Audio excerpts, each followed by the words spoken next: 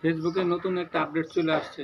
যারা 1000 2000 যাদের ফলোয়ার আছে তাদের জন্য এই ভিডিওটি, নতুন যারা আছো তাদের জন্য এই ভিডিওটি করা, বুঝছো? নতুন একটি ফেসবুকে আপডেট চলে আসে, তোমরা আপডেটটি অবশ্যই দেখে নেবে।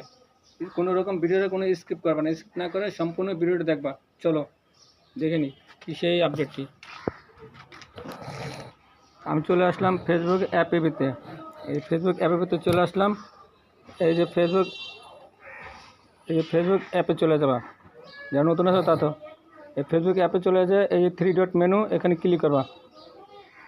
ক্লিক করার পর আবার এই যে 3 ডট মেনু, এখানে ক্লিক করবা। এনে 3 ডট মেনুতে ক্লিক করবা। ক্লিক করার পরে এই যে আর্কাইভ, এটা ক্লিক করবা। ক্লিক করার পরে এই যে স্টোর আর্কাইভ, এখানে ক্লিক করবা।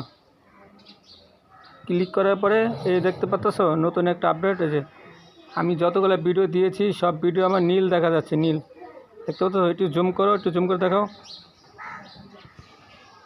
এই দেখছো সম্পূর্ণ ভিডিও আমার নীল করা আছে, নীল।